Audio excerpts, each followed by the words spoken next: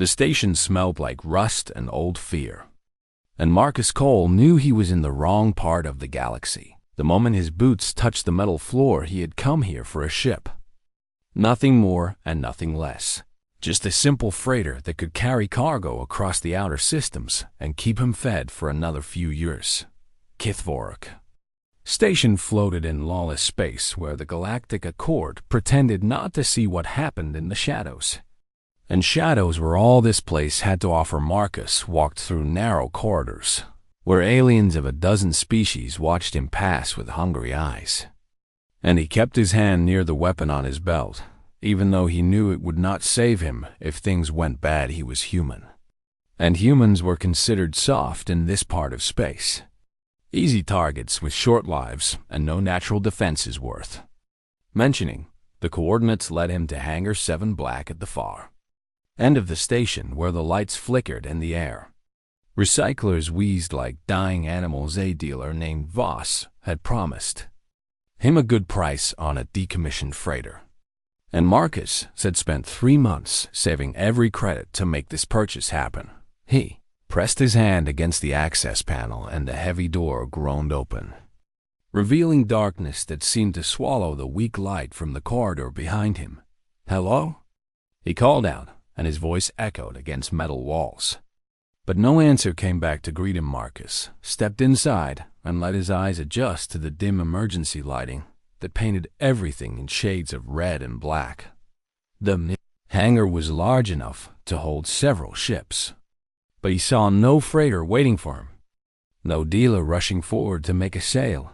What he saw instead made him stop breathing for a moment that stretched into eternity. Chains hung from the reinforced wall at the far end of the hangar. Thick chains made of alloys, designed to hold things much stronger than any human could ever be. And in those chains hung a creature from legends, a being that the galaxy had declared extinct decades ago. She was Dracarin, a dragon woman with scales like polished obsidian that caught the red light and threw it back in fragments of dark fire. Her wings spread out behind her, but they were not spread in pride or power. They were pinned to the wall with industrial bolts driven through the delicate membrane burns, covered her scales in patterns that spoke of deliberate cruelty. And fresh wounds leaked blood that was darker than any blood Marcus had ever seen. She was tall, taller than him by at least 2 heads, with a face that held features both alien and strangely beautiful in their sharp angles and proud lines.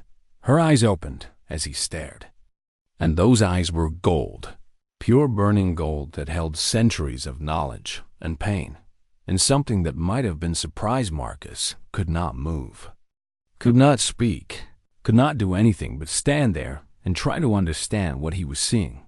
The Dracarin were supposed to be gone, hunted to extinction by a coalition of species who feared their power and coveted their bodies for the treasures they contained. Their scales could stop plasma fire. Their fire glands could power ships for centuries. And their blood was rumored to grant wishes or cure any disease, depending on which stories you believed. A living Dracarin was worth more than planets, more than fleets, more than anything Marcus could imagine in his simple human mind. "Ah, you found my real merchandise," said a voice from behind him. And Marcus spun around to find Voss standing in the doorway with a smile that showed too many teeth. The dealer was Kethrani, a species known for their love of profit and their complete lack of anything resembling conscience. "Forget about the ship. Human," Voss continued as he walked into the hangar with the confidence of someone who owned everything around him. "I brought you here because I need partners for the auction. And humans are desperate enough to take any deal offered to them." Marcus looked back at the Dracarin on the wall, at the chains that bit into her wrists, at the bolts that held her wings in place like a specimen pinned for display. She watched him with those golden eyes, and he saw no hope in them, only a tired acceptance of whatever new horror was about to unfold. "She will fetch enough credits to buy a moon," Voss said as he came to stand beside Marcus. "Maybe 2 moons if the bidding gets competitive. And I'm willing to cut you in for a small percentage, if you help me transport her to the auction site." Marcus heard the words, but they seemed to come from very far away, like sounds traveling through water to reach ears that did not want to hear them. He thought about the ship he had come to buy, about the simple life he had planned, about all the reasons he should nod and smile and walk away from this hangar and never look. Back then, he thought about his daughter, about the last time he saw her smile before the colony accident took her away from him forever. He thought about all the times in his life when someone could have helped and chose not to. All the times when looking away was easier than looking at the truth. "How much for the whole hangar?" Marcus asked, and his voice sounded strange to his own ears. Calm and steady when everything inside him was screaming, Voss laughed, a wet and ugly sound that bounced off the metal walls. "You cannot afford a single scale from her body, human. Do not waste my time with jokes." "I am not joking," Marcus said. And he turned to face the dealer with eyes that had gone hard in a way that surprised them both. "Name your price, and I will find a way to pay it." The Dracarin on the wall shifted slightly, chains rattling, and her golden eyes fixed on Marcus with something new in their depths. It might have been curiosity, or it might have been the first flicker of something that had been dead inside her for a very long time. Marcus did not know what he was doing or why he was doing it, but he knew with absolute certainty that he could not walk away and leave her chained to that walls. Some things were worth more than ships, more than credits, more than a simple and safe life in the outer systems. Some things were worth everything a person had to give. Voss stopped laughing when Marcus transferred every credit he owned into the dealer's account. The numbers flashed on the screen between them, and they were not impressive by galactic standards. Just the life savings of one human who had worked cargo runs for 20 years. "This is everything?" Voss asked, his amusement fading into something that looked almost like pity. "This would not buy one of her teeth, human." "You are wasting both our time. It is a down payment," Marcus said, keeping his voice steady even though his hands wanted to shake. "I will work for you 5 years of smuggling runs, whatever jobs you need done, and the profits go to you until the debt is paid." The Dracarin on the wall made a sound, something between a growl and a word in a language Marcus did not understand. Voss tilted his head and studied Marcus with new interest, the way a predator studies prey that has suddenly done something unexpected. "You would sell yourself into service for this creature?" the dealer asked, genuine curiosity creeping into his voice. "She is Dracarin, human. Her kind burned worlds and enslaved entire species when your ancestors were still learning to make fire. I know what she is," Marcus replied, though in truth he only knew the stories, the legends the parents told children to frighten them into obedience. "And you still want to free her?" Voss shook his head slowly. Humans truly are as strange as they say. All emotion and no sense. Marcus said nothing because there was nothing to say that would make his decision logical or smart, or anything other than what it was. He was buying a creature worth more than he could ever earn in 100 lifetimes. And he was doing it because leaving her in chains was not something he could live with. Was quiet for a long moment, calculating risks and rewards in his merchant mind. And then a smile spread across his alien face. 5 years, the dealer said. "You will run whatever cargo I tell you to run. Go wherever I tell you to go, and ask no questions about what you carry. And if you fail even one job or try to escape your contract, I will hunt you down and sell you to the same people who would have bought her." "Agreed," Marcus said without hesitation. "Then we have a deal." "Foolish human." Voss pressed his palm to the contract screen and watched Marcus do the same. "The hangar and its contents now belong to you, for whatever good it does you." The dealer gestured to his guards, 6 armed aliens who had been standing in the shadows waiting for orders. "Release the merchandise and prepare her for transport. Our new friend will need help getting his property to wherever he plans to keep it." The guards moved toward the Dracarin with tools and cutting equipment. But something about their approach made Marcus step forward. "What are you doing?" he demanded as one guard reached for a medical injector filled with something that glowed an ugly yellow, sedating her for safe transport. Voss explained in a tone that suggested Marcus was being tiresome. "She is weak now, but Dracarin are dangerous even in chains. And I will not have her kill anyone before she leaves my station." "The contract said the hangar and its contents," Marcus said. And he moved to stand between the guards and their target. "She is contents now, which means she is mine. And I did not give permission for anyone to touch her." Voss sighed like a parent dealing with a difficult child. "Do not be difficult, human. This is standard procedure for livestock transfer." "She is not livestock," Marcus said. And he drew the weapon from his belt, an illegal plasma cutter that could slice through armor if given enough time. The guards stopped moving and looked to Voss for instructions, their hands resting on their own weapons. "You would die in seconds," Voss observed calmly. "My guards would cut you down before you could fire twice. And then I would simply take back what you have bought and sell her anyway." "Maybe," Marcus agreed. "But I would take at least one of you with me. And that would create problems that draw attention that might make people ask questions about what you keep in your hangars." It was a bluff built on desperation and nothing else. But Marcus kept his weapon steady, and his eyes fixed on Voss the Dracarin watched from her chains, golden eyes moving between the human and the aliens. Studying this strange scene with an expression that might have been disbelief here was a creature who could not survive a single blow from any of the guards surrounding him. Standing alone against them all for her sake, her people had ruled star systems through fire and terror for thousands of years. And in all that time, no one had ever stood between a Dracarin and danger. They had not needed protection because they have been the most dangerous things in any room.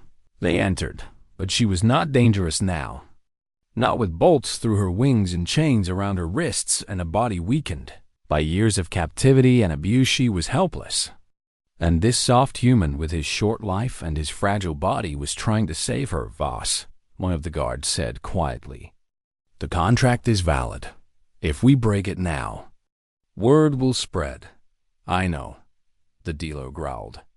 And Marcus could see him weighing his options. Calculating whether the trouble was worth it, finally Voss gestured for his guards to step back. "Fine. Take your purchase and leave my station, human. But remember that you owe me 5 years, and I always collect my debts." The guards withdrew, and Marcus kept his weapon raised until the hangar was empty except for him and the Dracarinally. Then did he let himself breathe. Let his hands shake the way they had wanted to shake since the moment he saw her on that wall. He holstered the plasma cutter and turned to face her. Not sure what he would see in those ancient golden eyes, she looked at him for a long moment, and when she spoke, her voice was like thunder rolling across distant mountains. "You are either very brave or very stupid." "Human," Marcus almost smiled. "I have been told it is usually both." He walked toward her and began examining the chains. "Looking for release mechanisms or weak points? Why?" she asked, and that single word carried the weight of questions she did not know how to form. "Because no one should be chained to a wall," Marcus said simply. And he found the release panel and pressed his palm against it. The chains fell away, and the Dracarin collapsed forward. Too weak to stand after so long in bondage, Marcus caught her, or tried to catch her. And they both ended up on the cold metal floor with her weight pressing down on him. She could have killed him easily, even in her weakened state. One swipe of her claws, and his life would end instead. She just lay there, breathing hard, feeling what it was like to be unchained for the first time in decades. "What is your name, human?" she asked without lifting her head. "Marcus," he told her. "Marcus Cole." "Marcus Cole?" she repeated, tasting the strange sounds of his human name. "I will remember." And somehow those 3 words felt more significant than any promise he had ever received. 3 days passed in the abandoned hangar, and the Dracarin did not speak another word to Marcus. He had found a corner of the hangar that was cleaner than the rest, and he had made a bed for her from cargo blankets and old shipping containers. She lay there most of the time, sleeping in short bursts and waking with her claws out and her eyes wild before she remembered where she was. Marcus did not take offense at her silence because he understood that trust was not something given freely to strangers, especially strangers whose species had helped hunt her kind to extinction. He talked anyway, filling the quiet spaces with words she did not ask to hear. He told her about Earth, about the blue oceans and green forests that covered a world so different from the metal stations of deep space. He told her about rain, about the way water fell from the sky and made everything smell fresh and clean. He told her about his daughter Maya, about her laugh and her curiosity and the way she would ask questions until Marcus ran out of answers to give. He told her about the colony accident that took Maya away when she was only 7 years old, about the explosion that killed 200 people because someone decided to save money on safety equipment. He told her why he left human space after that, why he could not stay in places that reminded him of everything he had lost. The Dracarin listened without responding, her golden eyes following him as he moved around the hangar. But her face revealed nothing of what she thought. Marcus cleaned her wounds as best he could with the basic medical supplies he carried, and she allowed his touch without flinching. The burns were healing slowly, scales growing back in patches of fresh black that gleamed against the damaged areas around them. But the wounds in her wings were different. And on the 3rd day, Marcus saw the signs he had been dreading. Infection had set into the tissue around the bolt holes, spreading dark lines across the membrane that had once carried her through stars. "This is bad," Marcus said, more to himself than to her. "I do not have medicine for this. You need Dracarin-compatible antibiotics or the infection will spread." She looked at her wings and then looked away, and Marcus saw something in that gesture that made his chest tight. She had given up. He realized she had decided that this was how she would end, and she had made peace with it. "No," Marcus said firmly, and he grabbed his jacket and headed for the hangar door. "I will find what you need. Just stay here and rest." "Where will you go?" she asked, and those were the first words she had spoken in 3 days. "Into the station," he replied. "There must be someone who has what we need. Even in a place like this, you will not find Dracarin medicine on a station like this," she said, her voice flat with certainty. "We were hunted for too long. Anything related to my kind is either destroyed or locked away." "Then I will look harder," Marcus said, and he left before she could argue. The underbelly of Kethvorak Station was worse than the parts Marcus had seen before.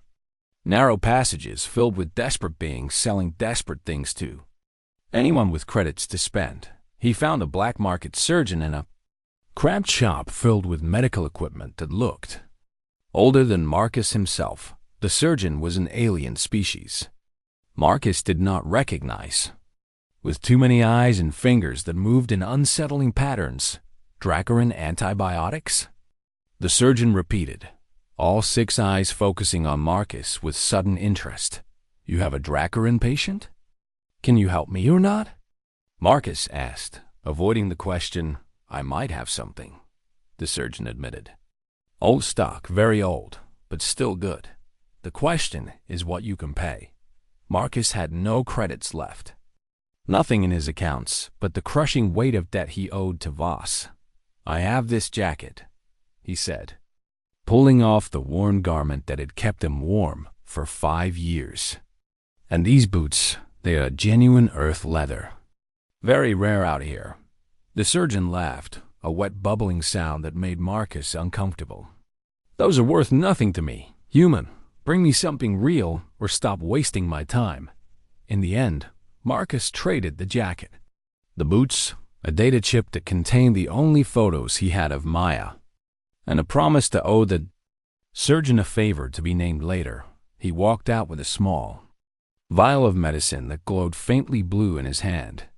Trip back to the hangar took twice as long, because Marcus had to move carefully through corridors where predators watched for easy targets. He was halfway there when 3 aliens stepped out of the shadows and surrounded him. "What do you have in your hand, human?" one of them asked, and Marcus recognized the species as Kethvoric natives. "The same as Voss medicine," Marcus said. "Nothing valuable to you. Everything is valuable to someone," the alien replied. And they moved closer. Marcus fought, or tried to fight. But he was one human against 3 aliens who were bigger and stronger and used to violence. They took the medicine from his hand, examined it, decided it was worthless to them, and threw it back at him before leaving him bleeding on the metal floor. He lay there for a while, cataloging his injuries and waiting for the pain to fade enough that he could move. Then he picked up the vial of medicine, checked to make sure it was not cracked, and continued walking on bare feet that left red footprints behind him. When he finally reached the hangar, the Dracarin was sitting up, her golden eyes fixed on the door as if she had been waiting for him. Her expression changed when she saw him, shifting from neutral to something that might have been concern. "What happened to you?" she demanded as he limped toward her. "Nothing important," Marcus said, and he knelt beside her with the medicine in his hand. "I found what you need. We should treat your wings before the infection gets worse." She stared at him, at the blood on his face and the bruises forming on his body, at his bare feet and the way he shivered without his jacket. "You are injured," she said, as if he might not have noticed. "I will heal," Marcus replied, and he began preparing the medicine. Humans are good at healing. We might be soft on the outside, but we do not break as easily as we look. He treated her wings with careful hands, spreading the medicine over the infected tissue, and hoping it would work. She was silent through the procedure, but her eyes never left his face when he finished. He sat back against a cargo container and let himself rest. "Marcus Cole," she said, and he looked up at her. "Yes? Why did you do this?" she asked, and her voice was quieter than before, less like thunder and more like the distant rumble that comes after lightning. "I told you," he said. "Because you were chained to a wall. That is not a reason," she insisted.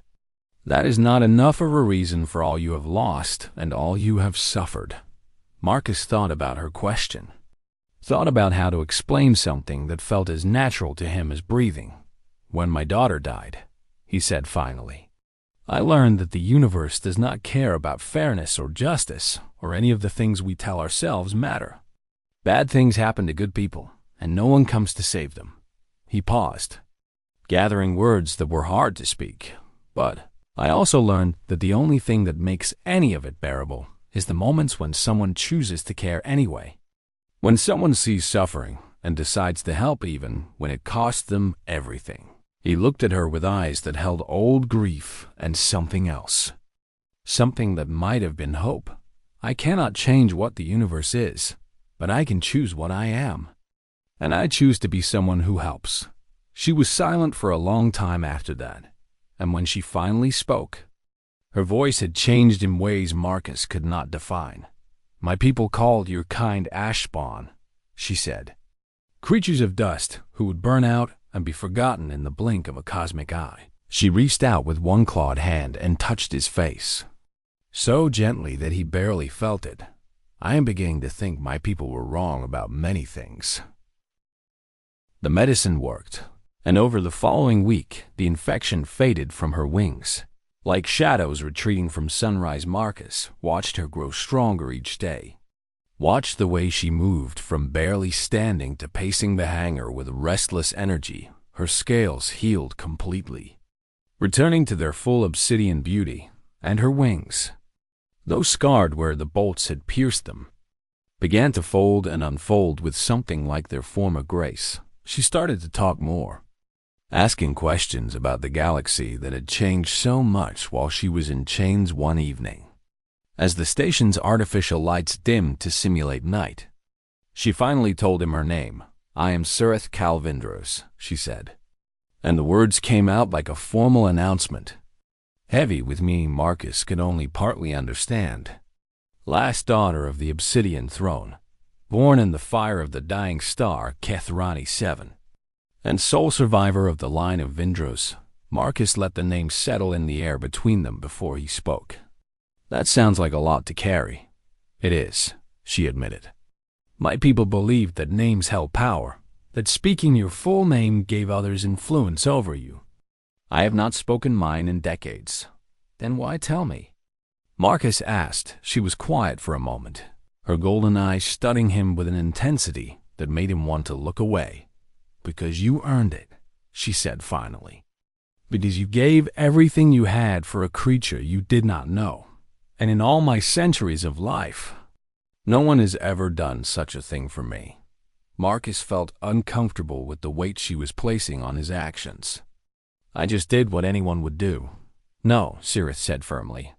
"You did what no one else would do. I have seen many beings look at me in chains. Humans and aliens and creatures from every corner of the galaxy. And all of them saw only what I was worth." She moved closer to him, her massive form casting shadows across the hangar floor. "You are the first who saw that I was suffering." Marcus did not know how to respond to that. So he changed the subject. "What happened to your people?" he asked. "I know the stories, but stories are rarely the whole truth." Sirith sat down across from him, her tail curling around her body like a sleeping serpent. "The stories probably say that we were monsters," she said. "Tyrants who burned worlds and enslaved millions. Something like that." Marcus admitted. "The stories are not wrong," Sirith said. And there was no shame in her voice, only a kind of tired acceptance. "My ancestors conquered half the known galaxy. They believed that power was the only truth, and that the strong had the right to rule the weak." She paused, looking at her clawed hands as if seeing them for the first time. "I was young when the purge began. Young by Dracaran standards, which means I had only lived for 300 years. I believed everything my people taught me, that we were superior, that other species existed only to serve us. What changed?" Marcus asked. "The coalition came," Sirith said. 12 species united by hatred of us. By fear of what we would do if we were allowed to continue, they attacked all our worlds at once. And they did not stop until every Dracaran they could find was dead." Her voice remained steady, but Marcus could see the pain in her eyes. "Old grief that had never fully healed. I survived because I was away from the homeworld when the attack came, traveling on a diplomatic mission that was really just an excuse to see more of the galaxy. I returned to find everything I knew turned to ash." "I am sorry," Marcus said. And he meant it. "Do not be," Sirith replied. "My people earned their fate. We were cruel and proud, and we never once considered that the species we conquered might deserve better." She looked at Marcus with something that might have been wonder. "That is what I cannot understand about you. Human, your species is new to the galaxy. You have no power, no armies, no natural weapons. And yet, you act as if every life has value. Is that so strange?" Marcus asked. "Yes," Sirith said. "It is the strangest thing I have ever encountered. My people spent thousands of years conquering and ruling, and we never learned what you seem to know without being taught." Marcus thought about her words, thought about humanity and all its flaws. "We are not as good as you make us sound," he said. "Humans have done terrible things to each other. Wars and cruelty and suffering that would make your people's conquests look merciful. And yet, here you are," Sirith said. "A single human who sold his future to free a stranger." She leaned forward, her golden eyes catching the dim light. "How did your species survive?" she asked. "You have no scales, no fire, no ability to survive the vacuum of space. By all logic, you should have died out millions of years ago."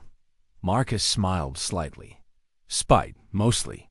We are too stubborn to die, and too foolish to know when we are beaten. Sirith made a sound that might have been a laugh. Rough and unused, but genuine. Perhaps that is what makes you different, she said. You are too stubborn to accept that some things cannot be changed. They sat in comfortable silence for a while. Two unlikely companions in a hangar at the edge of civilized space. You could leave now, Marcus said eventually. Your wings are healed enough to fly. The galaxy is big enough to hide even a Dracarin if she does not want to be found. Sirith did not answer immediately. And when she did, her voice was thoughtful. Where would I go? She asked. Everyone I knew is dead. Every place I called home is destroyed.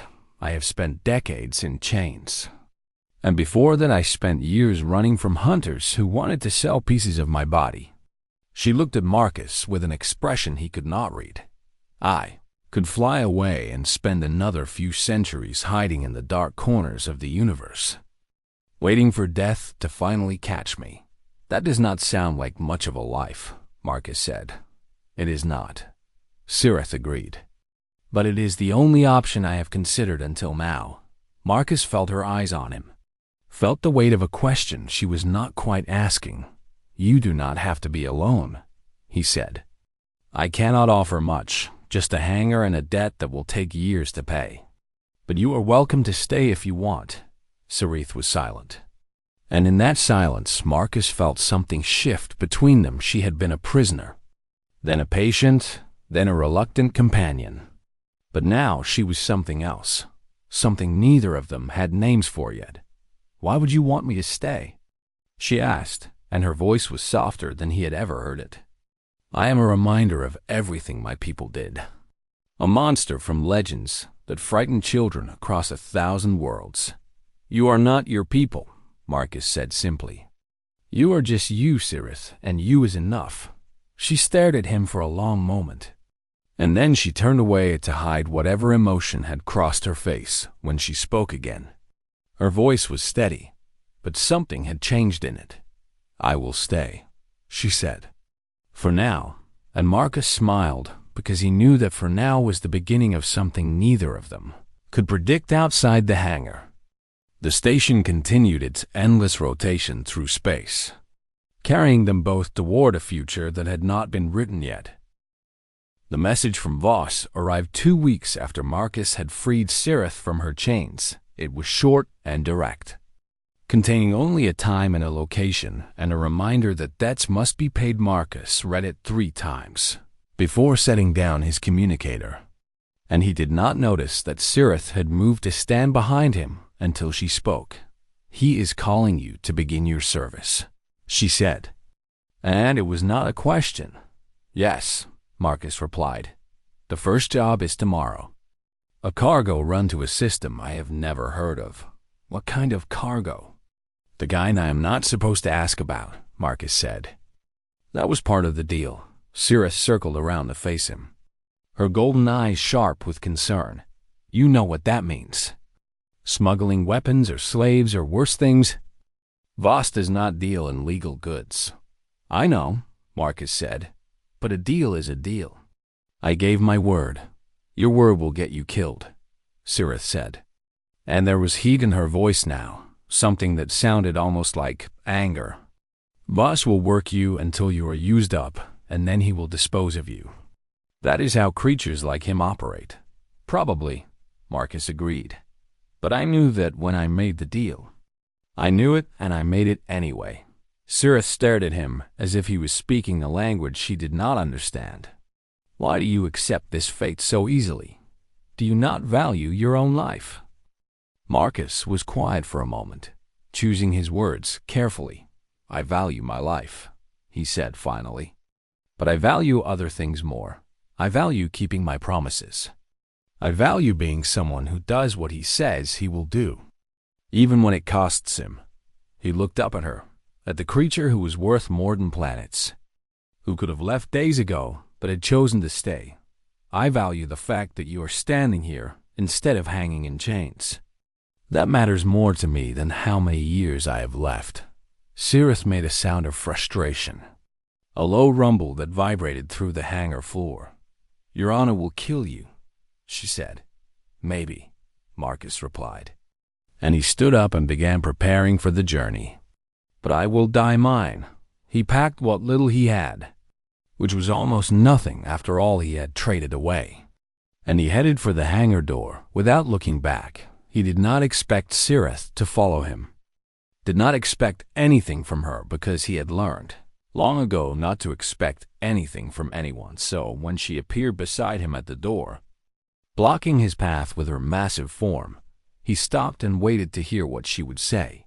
"You cannot go alone," Sirith said. "Voss will have guards. He will have weapons. And you have nothing but that useless plasma cutter and your stubborn human pride." "I will manage," Marcus said. "No," Sirith said firmly. And she lowered her head until her golden eyes were level with his. "You will not manage. You will die within the first month. Probably within the first week. Then I will die doing what I promised to do," Marcus said. "There are worse ways to go." Sirith reached out and placed one clawed hand on his shoulder. Her grip strong enough to crush bone but gentle enough that he barely felt the weight. "I was wrong about you," she said. "When I first saw you, I thought you were just another foolish human who would regret his choices and abandon me when the price became too high. And now?" Marcus asked.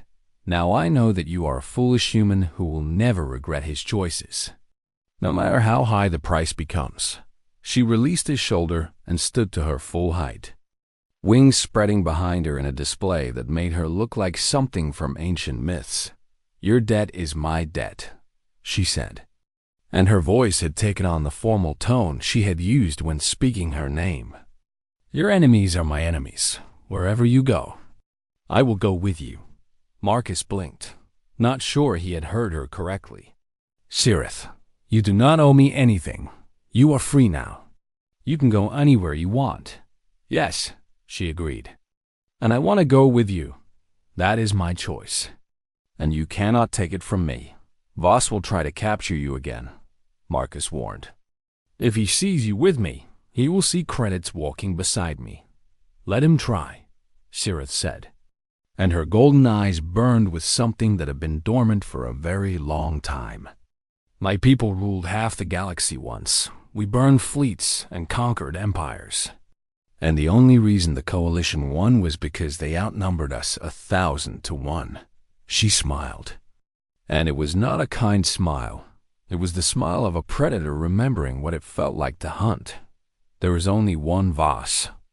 And I am still Dracarin." Marcus looked at her.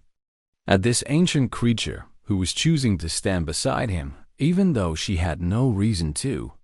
Even though it would be safer to disappear into the vastness of space. "Why?" he asked, and the word carried all the questions he did not know how to form. Sirith was quiet for a moment. And when she spoke, her voice was softer than before. "Because you showed me something I had forgotten," she said. "You showed me that strength is not about how much fire you can breathe, or how many enemies you can destroy." She placed her hand over her heart, a gesture that seemed strange coming from a being covered in scales. True strength is choosing to help when you have every reason not to. Choosing to sacrifice when you have nothing to gain. Choosing to care about a stranger in chains when the smart thing to do would be to walk away. She lowered her hand and looked at Marcus with eyes that held centuries of wisdom and pain and something new. Something that looked almost like hope. "You taught me that in the span of 2 weeks, human. More than my people learned in 10,000 years of conquest." Marcus did not know what to say, so he said nothing. And that seemed to be the right choice. Together they walked out of the hangar and into the corridors of HFY X station. The last Dracarin and the human who had freed her, the aliens they passed, stopped and stared. Whispers spreading like fire through dry grass as word traveled of what was walking through their station. Some recognized Sirith for what she was and fled in terror. Others moved closer, drawn by curiosity or greed, but none of them approached. because Sirith walked beside Marcus with her wings half spread and her golden eyes daring anyone to try one. They reached the docking bay where Voss was waiting. The dealer's expression shifted from confidence to confusion to something that might have been fear. "What is this?" Voss demanded, looking at Sirith with eyes that calculated her value even as his body trembled. "You were supposed to come alone, human." "Change of plans," Marcus said calmly. "My partner decided to join me." "Partner?" Voss repeated, and his voice cracked on the word. Sirith stepped forward, and Voss's guards stepped back, their weapons suddenly seeming very small in their hands. "The human's dead is my debt," Sirith said, and her voice echoed through the docking bay like thunder. "And I always pay my debts." She smiled that predator's smile again. And Voss understood that everything had changed. The galaxy had forgotten what the Dracaran were capable of, had convinced itself that the monsters were all dead and gone, but Sirith Calvindrus was not dead. And she had found something worth fighting for. She had found a human who saw her as more than scales and fire and blood. A human who had treated her with kindness when the universe had offered only cruelty. For that human, she would remind the galaxy exactly why her people had been feared. And standing beside her, Marcus Cole smiled. Because he had come to this station looking for a ship, and instead had found something far more valuable. He had found a partner, a purpose, and a future that neither of them could have imagined. The galaxy would remember them both.